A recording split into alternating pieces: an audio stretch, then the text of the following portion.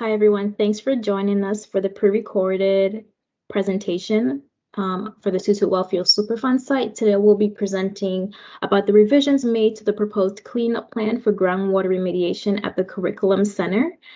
Just a disclaimer that this presentation, the proposed plan and the alternatives we're presenting are the same as the 2018 alternatives presented a few years ago. However, we did make some changes and revisions to the cost benefit analysis, and so the prices will be a little bit different. And we also have a few more additions to the plan that we've made. So you might see a lot of similarities, but also be aware of the little nuances, differences that we will be presenting.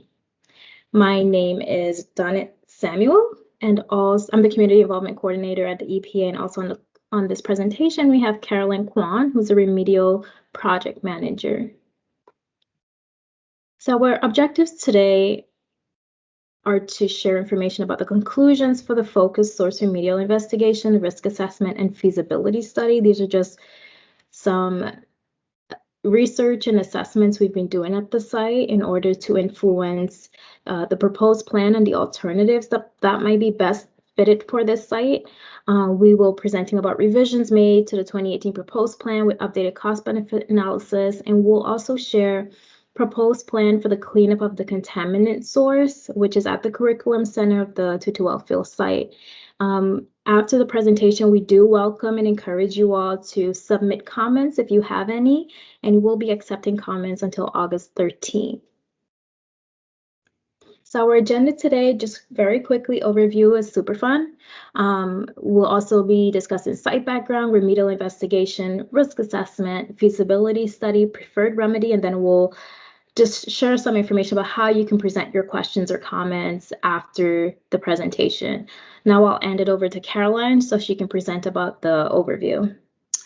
Thank you, Donette. Hello, this is Caroline Kwan, the Remedial Project Manager for the Tutu Superfund well site in the Virgin Islands, St. Thomas. Superfund law. Superfund law was created by Congress in 1980 to take care of toxic waste disposal, a disaster around the nation. It provides federal funding for cleanup of hazardous waste sites. It allows EPA to respond to emergency involving discharge of hazardous substance. It empowers EPA to compel potential responsible party to pay for or conduct a site cleanup. The Superfund cleanup process. Let me describe the Superfund remedial cleanup process. We start with site assessment, discovery of contaminations at a site. EPA will conduct preliminary assessment and site inspection, gathering any available data and evaluate in a hazardous ranking package. If it scores high enough, it will become a national priority list, an NPL listing. Next step is characterization. EPA will conduct a remedial investigations, and the purpose of the remedial investigation is to find the extent of contamination at the site. Using that information, data gathered from the remedial investigations, EPA will conduct a feasibility study, which evaluate the various cleanup alternatives to clean up the problem of the site. EPA will issue proposed plans to explain the remedial investigations and also the various cleanup options and propose a remedial alternative. We are at this phase now at the Tutu well site. After the 30-day public comment period from the proposed plan, EPA will issue a record of decisions selecting the cleanup alternative to clean up the site. After that, we will do the cleanup. EPA will conduct a remedial designing the remedial action and implement the remedial action. Post-construction, operation and maintenance of this remedial action. And hopefully we will delete the hazardous waste site off the NPL listing. Again, from cleanup to post-construction operation, we conduct a 5-year review to make sure that the remedy, the cleanup alternative, is still operational and functional, protective of human and environment. Again, as you see this long arrow, community involvement and planning for site redevelopment are all integral part of this entire process. Site background. The location of the Tutu Superfund site is at northeast part of St. Thomas in the Anna Retreat section. Site history. 1969, the Curriculum Center property was owned by Lager Industry, Ltd., Lager, a textile manufacturing company facility. 1970 to 1978, it was purchased by Duplan Corporation. It began using a dry clean operation using this chemical called tetrachloroethylene, PCE. 1979 to 1981, it was purchased by Pendex. It was sold to the Virgin Islands Department of Education. From 1982 to 2017, multi-use of the building was used by the Virgin Islands Department of Education. 1982 to 1989, multiple investigation was conducted by the EPA and the potential responsible party.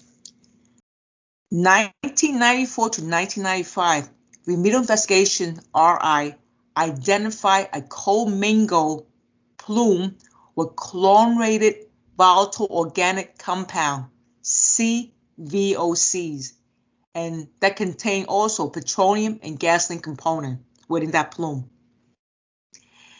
1995, this site was listed on the National Priority List, NPL.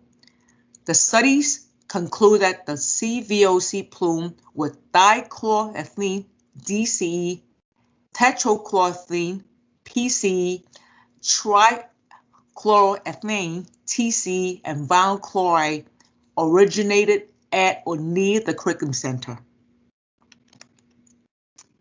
In 1996, a record of decision was issued for the site-wide remediation.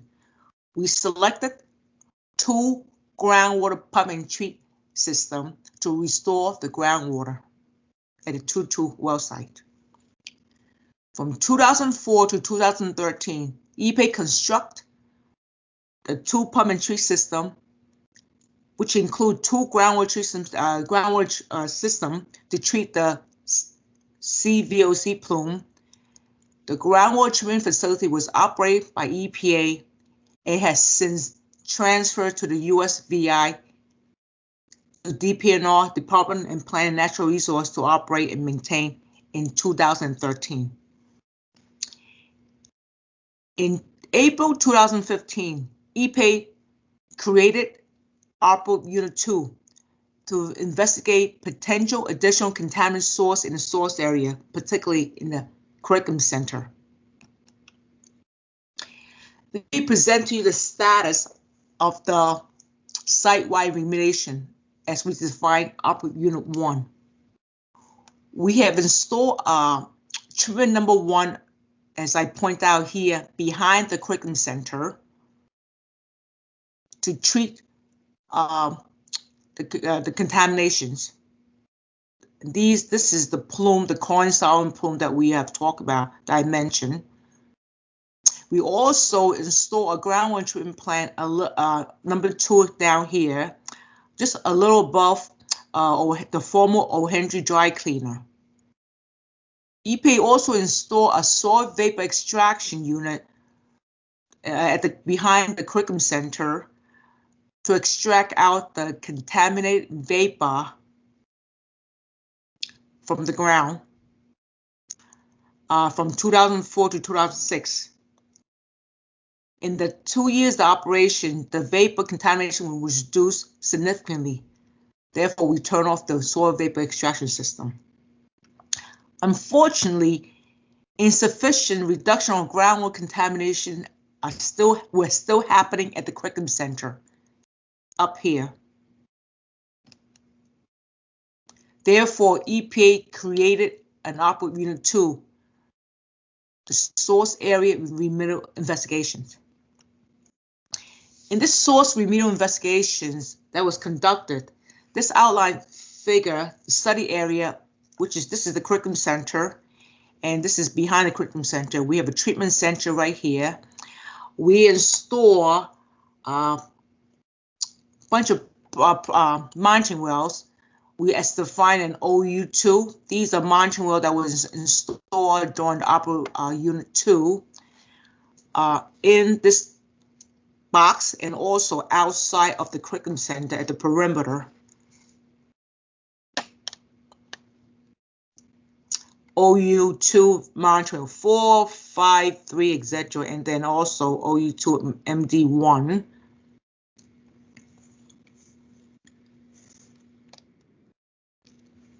The source area remedial investigation. It was conducted from April 2016 to 2017 and June 2017. What we did is from the surface geophysical survey, EPA did 8 transits of electrical resistivity to identify subsurface geophysical features such as fracture area and possible dense non-aqueous phase liquid, DNAPL. This information was used to locate monitoring wells and bedrock borings. Rock matrix diffusion were also used at two locations, one at the disposal area and one downgrade to verify if the product has absorbed into the rock and continue to be a source of contamination. We also installed 7 additional monitoring wells, which include 2 shallows and 5 deep in areas with data gap. We also performed borehole geophysical investigation at 17 locations to document the subsurface condition at each location and identify the orientation of the fracture.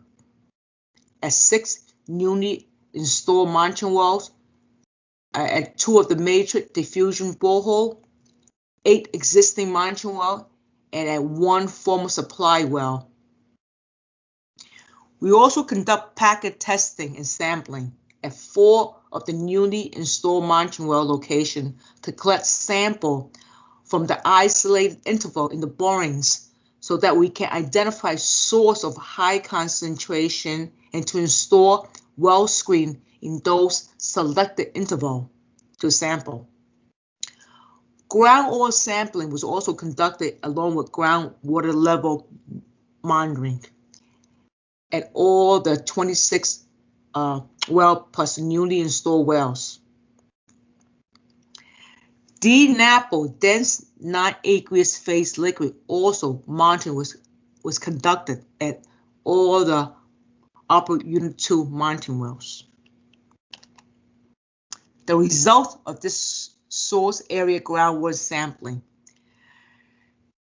We characterize bedrock aquifer as a shallow and more hydrological conductive zone exists at a depth of less than 90 feet below ground surface, and a deep, less conductive zone at about 90 to 140 feet below ground surface.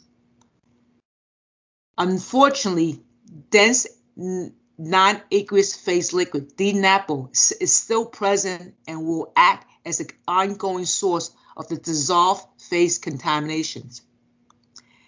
Dissolved phase chlorinated volatile organic compound contamination of PCE, TCE, cis-1,2-dichloroethylene, and vinyl chloride is still present at a concentration range from low microgram per liter to milligram per liter in concentration.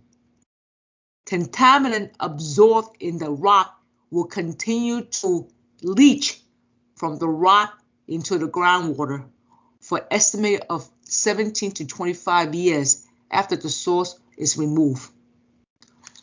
The east side of the curriculum center appears to have a higher degradation rate. The capture zone of the existing extraction well does not extend far enough in a downgrading direction because of nature and the configuration of the bedrock, in the fracture in the bedrock. In this map, this figure, it shows you the data that we had collected from this phase of the study. All the bold those are the exceedance of the EPA criteria for that particular compound. As you can see, there are many exceedance at the curriculum center at the source area. Conceptual site model. Let me give you the orientation of this conceptual 3D site model. This is the curriculum center. The front was the office. The back was the warehouse. This is the formal drum disposal area. This little square box is the treatment building where EP, under the site-wide remediation, we have constructed the pump and treat system to take care of this plume. We have installed a bunch of wells here, as I described from our remedial investigations. We have two zones, as I described before. We have a shallow zone, and we have a deep zone that go down to 140 feet possibly. Seems like there are two possible pathways of migration. Contaminated that migrate along the east side of the building turn west to the Smith Bay Road. Contamination that migrate along the north side of the building also turn south. Both of these ways are going off-site, unfortunately, to continue as the site-wide plume.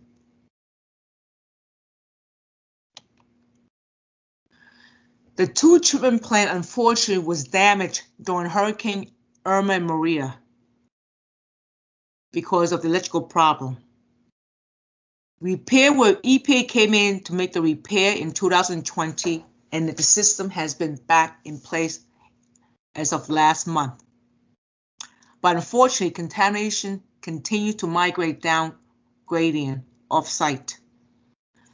To assess the impact of the treatment system being shut down, EPA conducted a supplemental groundwater sampling in June and October of 2019, and the findings are the analytical result confirmed that the extent of chlorine compound in groundwater still exists. Concentration the sample from the curriculum center wells were generally lower than those established in 2017 remedial investigations. Concentration detected in the residential well were generally below the maximum contaminant level. That's the drinking water standard by EPA. But one sample did exceed the drinking water for TCE, but that well is used for irrigation purpose, not for drinking. Comparison of the 2017 and 2019 groundwater sampling data is presented at this figure. Here, if you see where I'm pointing it, is the 2017 plume, chlorinated volatile organic plume. And then when we had the shutdown from the two hurricanes, EPA came in to conduct sample of this whole plume to all the wells here in 2019. And unfortunately, of course, the plume had expanded, as you can see, vertically and laterally. Risk assessment. The 4-step process of hazardous identification, exposure assessment, toxicity assessment, and risk calculation hazardous identification. What are the source of contaminations? Identify source at or near the curriculum center. We have 13 groundwater contaminants identified, including PC, TC, Cis-12DC, and vinyl chloride. Exposure assessment. How much of the contamination are people exposed to over time? The curriculum center was closed due to hurricane damage. This means there is no current drinking water exposure from groundwater. However, the human health risk assessment evaluates risk for future population if the groundwater is used as drinking water as required by Superfund. Future residents drinking water ingestion, thermal contact, and inhalation of groundwater during daily activity such as showering. Future worker composed of indoor and outdoor drinking water ingestion and contact with groundwater. Future construction worker incidental ingestion, contact, and inhalation with groundwater in the trench. Toxicity assessment. What are the potential health problems caused by long-term exposure to the contamination? Apply science of cancer and non-cancer toxicity value from scientific literature to evaluate potential health effect was evaluated. Risk capitalization. What is the risk of health problems in people exposed to contamination at the site? Chemicals that exceed a 1 in 10,000 cancer risk or a hazardous index of 1 can require remedial action. These are referred to as chemical of concern or COC in the record of decisions. Summary of this risk assessment that EPA conduct based on the finding of the phase 2 of the source remedial investigation. The contaminated groundwater still present an unacceptable exposure risk. Vinyl chloride, TC, PC, and Cis-12DC still pose a lifetime cancer risk exceeding 1 to 10 to minus 4. Vapor intrusion from PC and TC are also of a potential concern to workers. Future use of the building is currently unknown. The result of the human health risk assessment indicated that the proposed alternative will be necessary to mitigate potential risk associated with the existing contamination. A more detailed discussion of the exposure pathway and estimate of the risk can be found in the February 2018 report in the ministry record of this section referred to Table 1, Risk Summary. Feasibility study. The purpose of the feasibility study is taking all the data collected from the remedial investigation to see the extent of contamination and to identify alternative to clean up the site. There are 4 cleanup alternative options for this operating unit source control cleanup. Alternative 1, no action. Alternative 2, expanding the existing pump and treat system. Alternative 3, in situ thermal treatment and pump and treat. Alternative 4, in situ steam injection and pump and treat. No action. No action to remediate the contaminated groundwater. No institutional control. what we do is that this is the basis for comparison with other process options. Since there's no action, there's no capital cost. Alternative 2, expanding the existing pump and treat system. Included with the alternative 2, expanding the existing pump and treat system, we have 4 side possible add-on alternative. 2A, reinjection. 2B, air sponging, soil vapor extraction. 2C, in-situ chemical oxidation, ISCO. 2D, surfactant flushing. And I will explain that more in the next few slides. Alternative 2, expand the existing pump and treat system.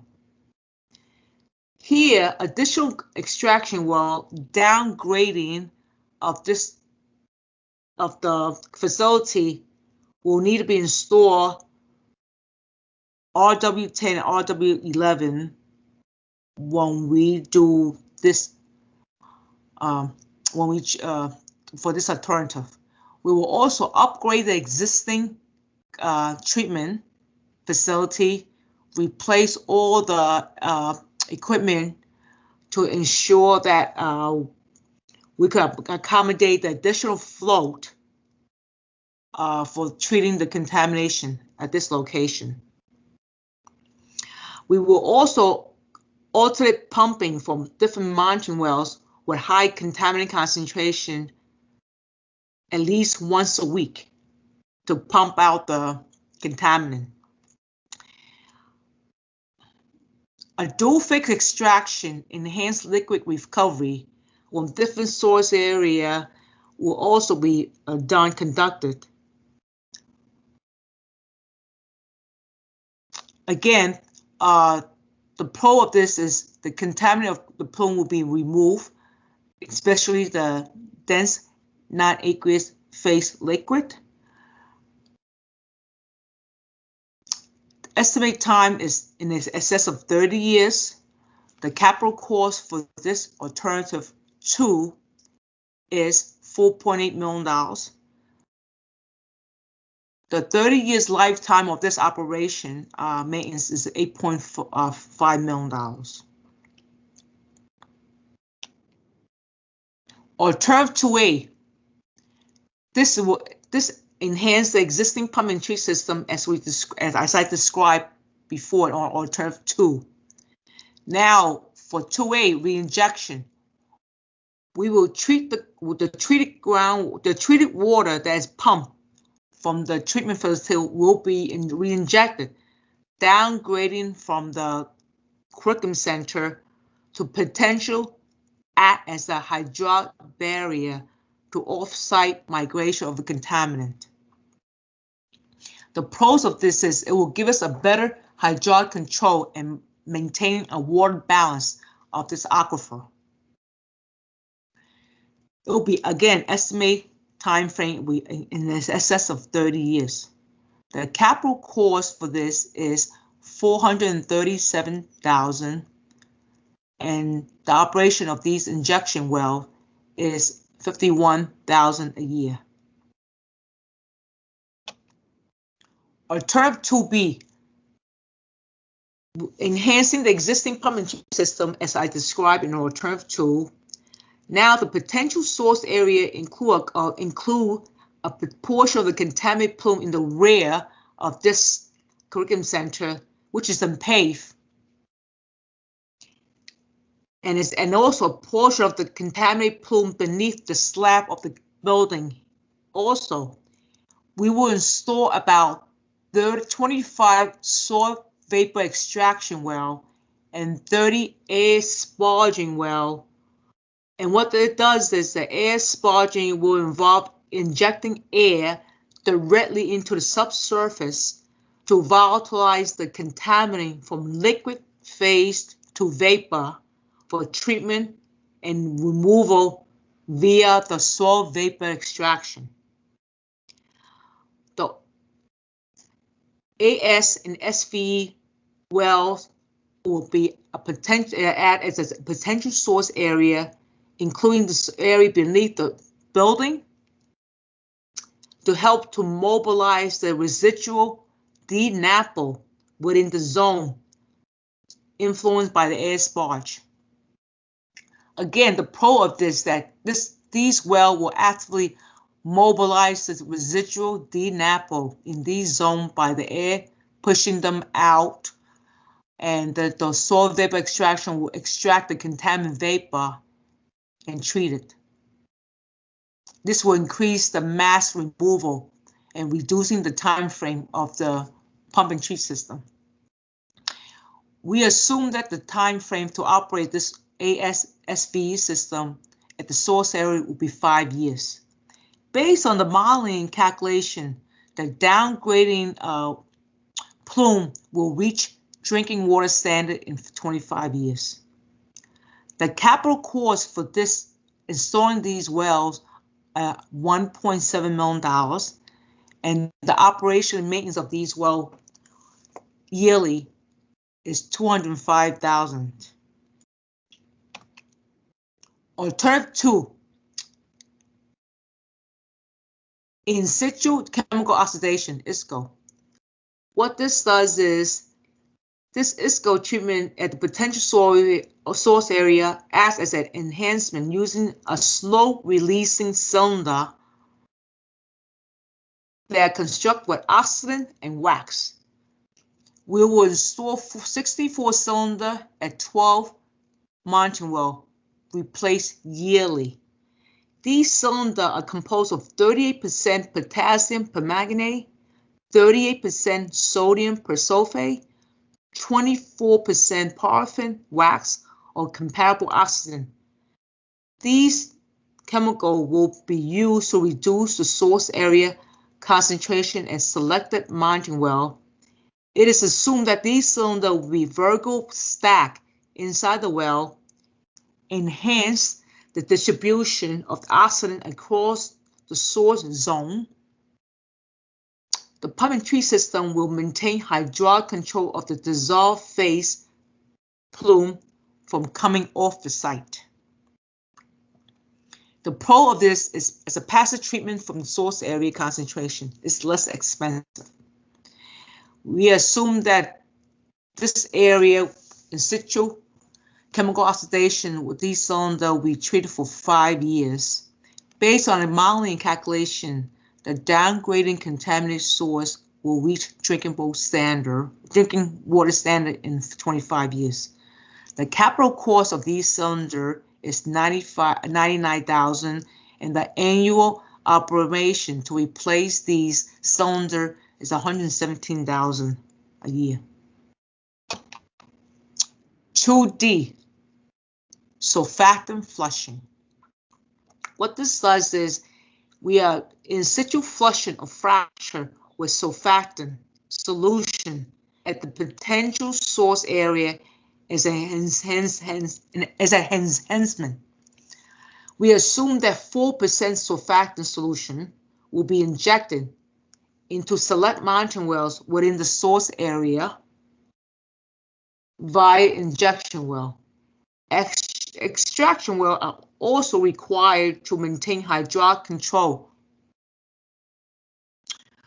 to bring the emulsified dissolved DNAPL to surface for treatment and to clear the aquifer of surfactant solution. Due to the challenge associated with the flushing of this solution in a background aquifer, 1 year of active treatment is assumed.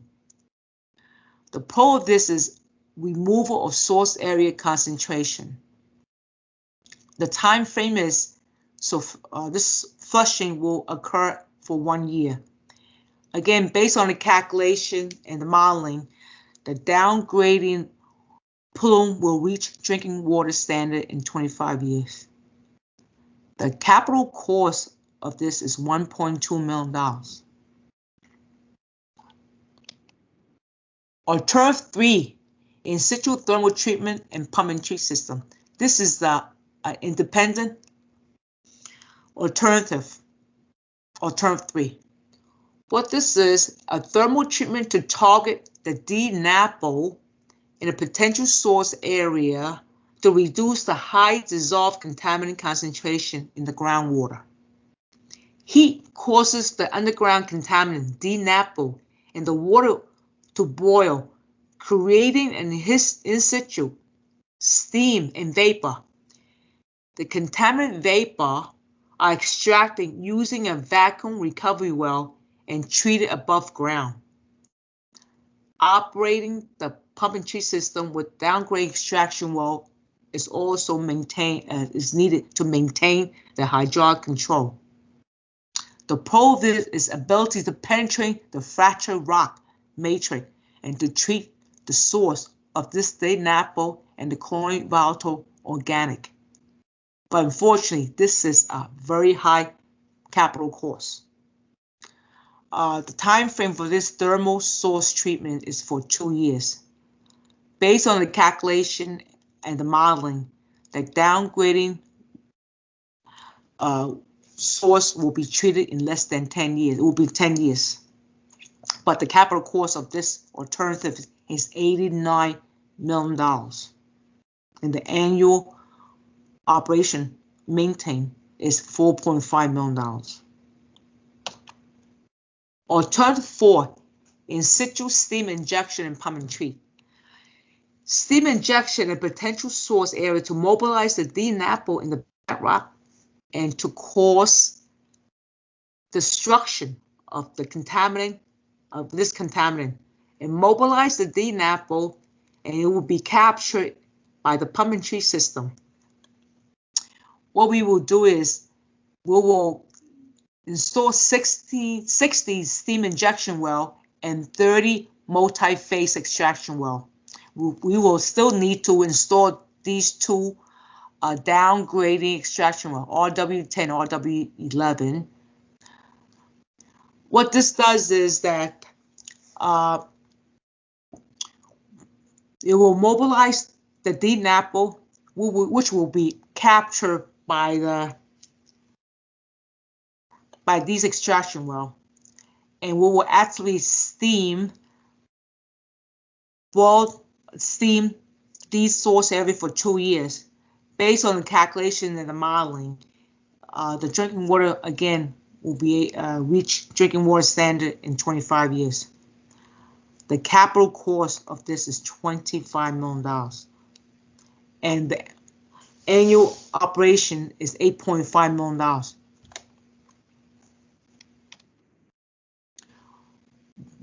The common elements for the alternative 2, 3, and 4 that I have proposed and described is that assumptions were made in the feasibility study for areas that are not fully investigated during the remedial investigation, specifically beneath the northern part of the Curriculum Center building.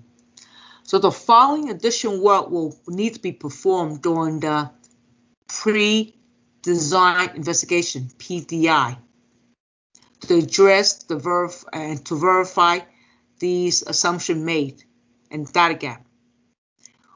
During the pre-design investigation, we will install 5 temporary monitoring points, groundwater screen samples. We will still conduct a site-wide groundwater sampling for baseline. We'll pump test to estimate the capture zone at the full system capacity. We will develop the extraction well. We will conduct an evaluation of the existing treatment system to determine any necessary improvement to upgrade the capacity.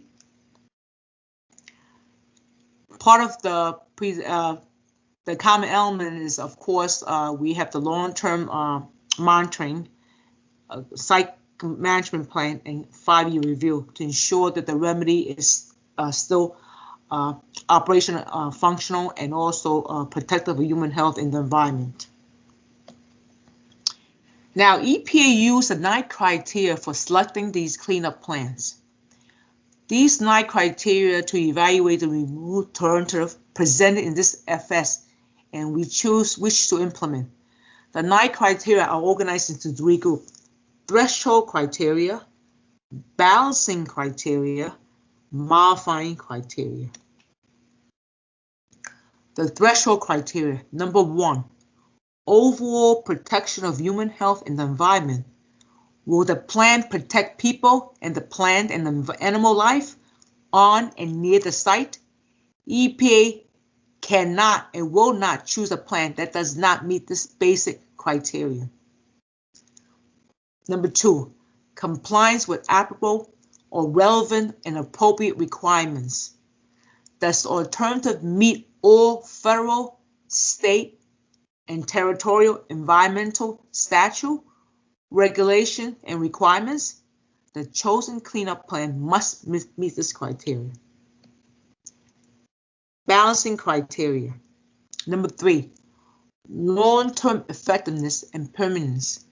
Will the effect of the cleanup last, or could it be ineffective and cause future risk? Number 4, reduction in toxicity, mobility, or volume through treatment. Does the alternative reduce the harmful effect, spread off, and amount of contaminated material? 5, short-term effectiveness. How soon will site risk be reduced? Could the cleanup cause short-term hazards to workers, residents, or the environment? 6, implementability. Is the alternative technically feasible?